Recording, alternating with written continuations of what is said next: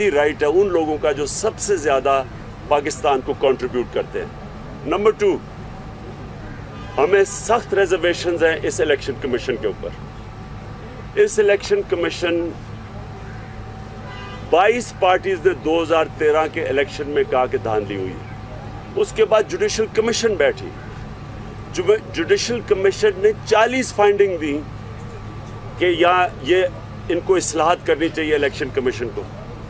उस फाइंडिंग्स में एक ये था कि 35% फॉर्म 15 मिसिंग थे, 2.5 करोड़ बैलेट मिसिंग था, और अभी तक कोई इन्होंने किसी को सजा तक नहीं दी। यानी जो 40 फाइंडिंग्स कोई हमें पता नहीं, कोई इस्लाहत नहीं की, तो हमें क्या कॉन्फिडेंस है कि यही लोग फिर इलेक्शन करवाएंगे। और जो बाई इलेक्शंस आप उठा के देख लें, आप पूछें लोगों से कि जो बाई इलेक्शंस हुए हैं हर जगह के लोग कंपेन, पीटीआई की बात नहीं कर रहा, बाकी पार्टी जो हारता है वो कंप्लेन करता है कि इलेक्शन साफ और शफाफ नहीं हुआ। तो क्या ऐसी इलेक्शन कमीशन नहीं होनी चाहिए जिसको सबको इत्मीनान हो? ये नहीं कि गवर्नमेंट को इत्मीनान हो, जो सारी पाकिस्तानीज हैं उनको एम्पायरों के ऊपर इत्मीनान होना चाहिए। ये आप कैसे कर सकते हैं कि बाकी गवर्नमेंट खुश हो, 2 पार्टीज ने मिलकर इलेक्शन कमीशन बना ली, बाकी जो जमातें हैं उनको इत्मीनान ही नहीं है उसके ऊपर।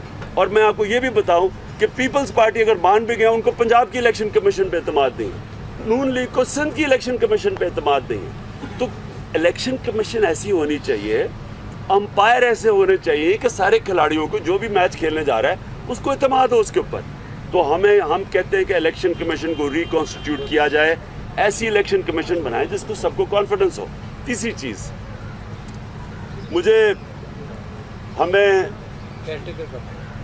हमें बड़ा खदशा है कि लास्ट टाइम जो पंजाब के अंदर ख़ास तौर पे हमें हुआ कि इन्होंने केयर टेकर गवर्नमेंट ऐसी बनाई जिसके ऊपर जब बात इलेक्शन हो गया तो खुद नजम सेठी ने कहा कि इलेक्शन से 9 दिन पहले सारी अथॉरिटी मेरे से चली गई थी मॉडल टाउन यानी कि शरीफ बरादरान के पास।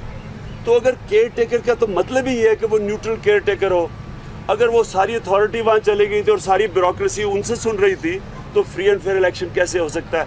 लिहाजा हम समझते हैं कि केयर टेकर गवर्नमेंट चूज़ करने के लिए जो इलेक्शन करवाए सारी पार्टीज ऑन बोर्ड हो। सिर्फ ये ना हो कि आपस में मुकाओ 2 पार्टीज करें, सारी पार्टीज ऑन बोर्ड हो। और फाइनली जी आखिरी कि हम ये कहते हैं कि बायोमेट्रिक आइडेंटिफिकेशन हो, बायोमेट्रिक सिस्टम लेके आए। ये कोई इतना ज़्यादा महंगा नहीं है, इससे वेरीफाई हो जाएगा। ये जो ठप्पे लगाते हैं मैंने बल्कि ट्वीट भी किया कि लोग ठप्पे लगा रहे हैं पोलिंग बूथ में बैठ के, अगर बायोमेट्रिक वेरिफिकेशन हो इसमें से ये चीज़ चली जाएगी। हम ये 4 चीज़ें डिमांड करते हैं कि ये इलेक्शन करवाने से पहले 4 चीज़ें करें। हाँ साहब, ये बताइएगा कि आपने अभी कहा कि इलेक्शन रिफॉर्म्स ना हुई तो इलेक्शन में नहीं जाएंगे। ये नहीं कहा। हमने कहा हम डिमांड कर रहे हैं कि फ्री एंड फेयर इलेक्शंस करवाने के लिए। एक मिनट सर, मैं फिर से कह दूँ, 2013 के इलेक्शन में 22 जमातों ने कहा इलेक्शन में धांधली हुई है, यानी सारों ने कहा। हम ये कह रहे हैं कि ये पहली इलेक्शन इस तरह की करवाई जाए कि इलेक्शन से पहले सब मुतमईन हो जाएं रूल्स ऑफ द गेम अंपायरों के ऊपर। ये अभी तक 1970 के अलावा कोई इलेक्शन भी नहीं हुई जो मुतनाज़ा नहीं हुई। हम कह रहे हैं कि ये इलेक्शन पहले से तैयारी करके जाए, बाद में कोई शोर ना मचाए कि धांधली हुई है। आपने कहा कि वक्ती अगर फौरी इलेक्शन हो जाते हैं तो हम तैयार हैं, तो फौरी तौर पे तो ये रिफॉर्म्स ही होंगी और इलेक्शन होंगे तो फिर क्यों नहीं? ये जो मैं आपको कह रहा हूँ 4, ये बड़े आसानी से कोई करना चाहे ये 4 पॉइंट्स कितना मुश्किल है करने को। कमेटी 2 साल ये बताएं कि आपकी तमाम बातों के बावजूद हुकूमत या शरीफ फैमिली टस से मस नहीं हो रही और कोई भी इस्तीफा देने के लिए तैयार नहीं है। और ये बताएं कि नून लीग के कितने लोगों ने आपके साथ अभी तक रब्ता किया इन दिनों में? काफ़ी।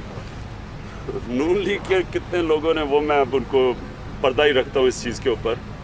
लेकिन ये आपने कहा जी कि इनको शरीफ ख़ानदान को कुछ फ़र्क नहीं पड़ रहा। ये तो सारी ये याद रखें जी कि ये जमहूरियत जो होती है ना, ये जमहूरियत में इखलाकी कुव्वत सब कुछ होती है।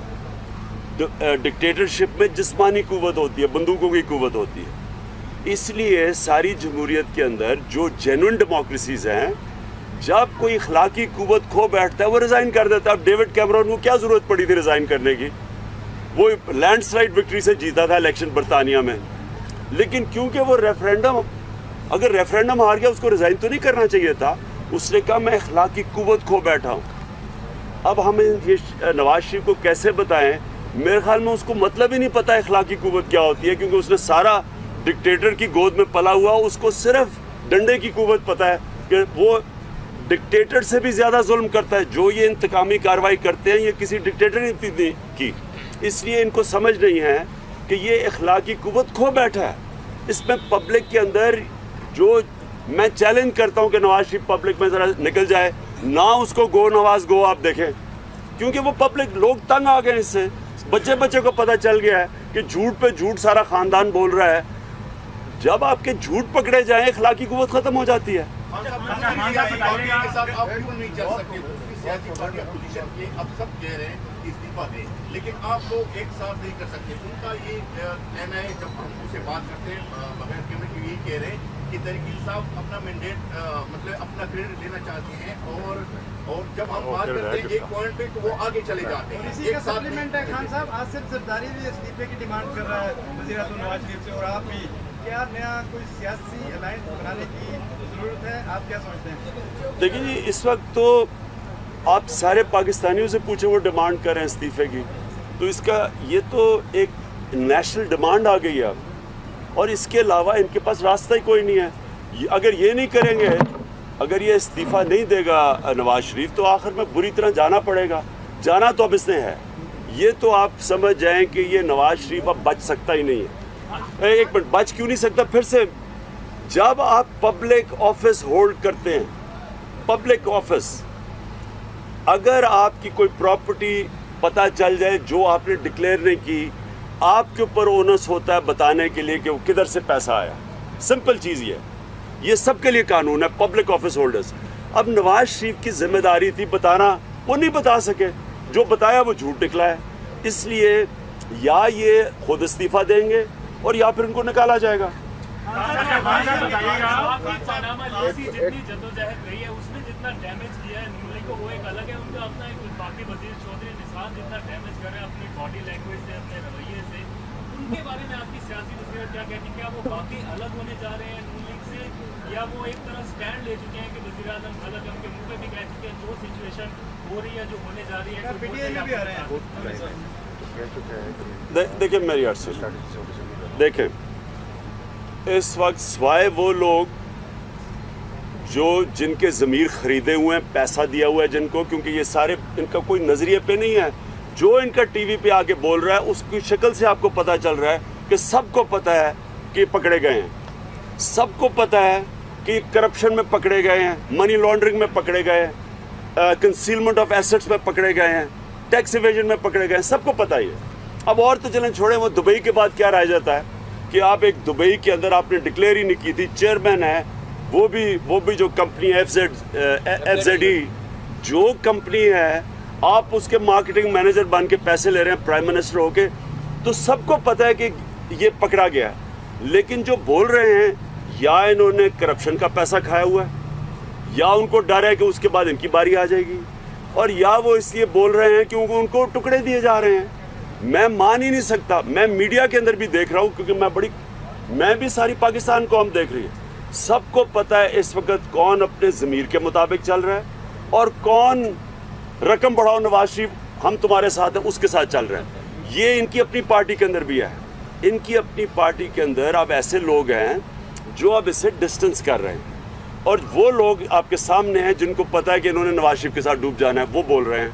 अच्छा खान साहब, आबिद शेर अली कल पंजाब के वजीर ने इस्तीफा दे दिया जी। अच्छा खान साहब, आबिद शेर अली जो है वो रोज़ाना आप पर संगीन इल्ज़ाम लगा रहे हैं। उन्होंने आपको कल भी और आज भी करप्शन की पैदावार करार दिया। आपके मरहूम वालिद से मुताबिक ना तो आप तरदीद कर रहे हैं और ना ही आपका पार्टी का जुमान जो है वो इल्ज़ाम का जवाब दे रहा है, क्या वजह है? मुझे ये बताएं, एक मिनट मुझे ये बताएं कि इससे किसी ने पूछा है कि मेरे वालिद साहब गवर्नमेंट सर्विस में कब थे? इसको किसी ने को पता है? किसी ने इससे पूछा है?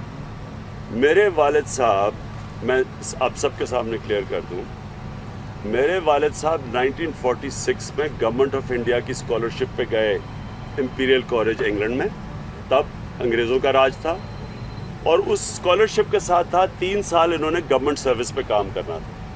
ये वहाँ से वापस आए, तब तक पाकिस्तान बन गया था।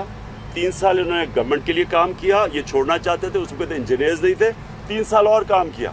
1958 में वो छोड़ गए थे और उन्होंने अपनी रिपब्लिक इंजीनियर खोल रही थी। मुझे कोई बता दे कि उनके ऊपर ये इल्ज़ाम लगा रहे हैं, यानी कोई आपके पास होगा, यही तो पता बता दे वो गवर्नमेंट सर्विस में थे कब। जी जी जी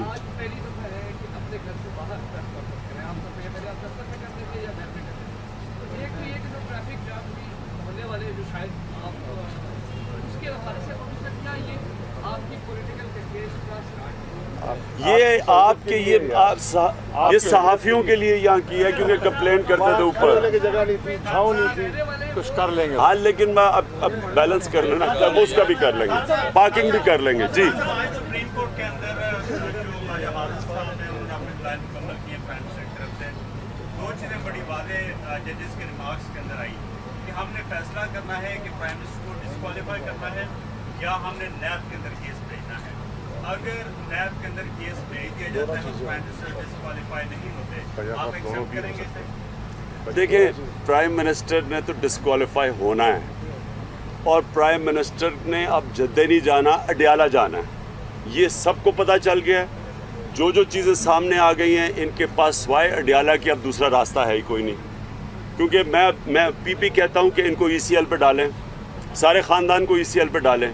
जो जो चीज़ें सामने आई हैं, अब क्या चीज़ रह गई है, अब देखते हैं, अदालत में हम देखते हैं। लेकिन जो चीज़ें सामने आ गई हैं, अगर ये फिर भाग गए तो इसका मतलब यहाँ तो कोई पकड़ा ही नहीं जाएगा। अगर इन्होंने भाग जाना है, अगर इनको इजाज़त दे दी भागने की और ECL पे ना डाला, मुझे ये बताएं कि हज़ारों और लाखों के चोरी पे हमारे जेल भरे हुए हैं पाकिस्तान में, गरीब लोगों के, तो वो बेचारे हज़ारों और लाखों की चोरी पे जेलों में पड़े हैं। यहाँ अरबों की चोरी है, अरबों छोड़ें। अभी तो ये पता है, ये तो अभी आपके सामने आई है, अभी आपको अंदाज़ा ही नहीं कि इनकी बाकी कितनी चोरी है बाहर। और हो सकता है कि वो जो वॉल्यूम 10 अभी जो छुपाया, अभी उन्होंने ओपन नहीं किया, उसमें से अगर चीज़ें निकले, पता नहीं कितनी और चोरी है। तो अगर ये बड़े बड़ों के लिए एक कानून है, वो बेचारे छोटे छोटे चोर बेरोज़गारी में कोई करता भी है, छोटी सी चोरी, वो जेलों में सड़ रहे हैं। मेरे ख्याल में इनको ECL में डालना चाहिए सबको। पेशावर के एक निजी स्कूल में एक अफसोसनाक वाक़या पेश आया, जो प्रिंसिपल था वो बच्चों के साथ उसकी जाति में वीडियो जाए ब्लैकमेल का तरह। तो मेरा आपसे सवाल ये है कि एक तो क्या इस पर एक्शन लिया प्रिवेंशन गवर्नमेंट ने, और ज़्यादातर जो प्राइवेट स्कूल है तो क्या गारंटी है कि बाकी स्कूलों में इस तरह की चीज़ें नहीं होती, इसको कंट्रोल करने के लिए आप क्या करेंगे? देखिए, मुझे तो इसका भी इल्म नहीं है, लेकिन जो जुर्म होता है, अगर आप उस जुर्म के ऊपर एक्शन नहीं लेते तो वो बढ़ जाता है। तो इंशाल्लाह ये मैं आपको गारंटी करता हूँ कि मैं अभी पता भी चला लूँगा कि इसके ऊपर एक्शन लिया जाएगा। Last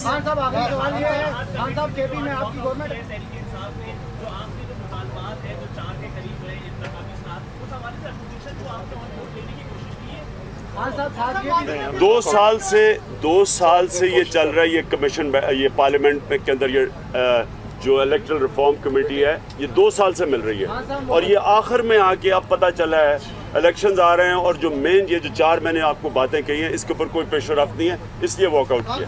thank you.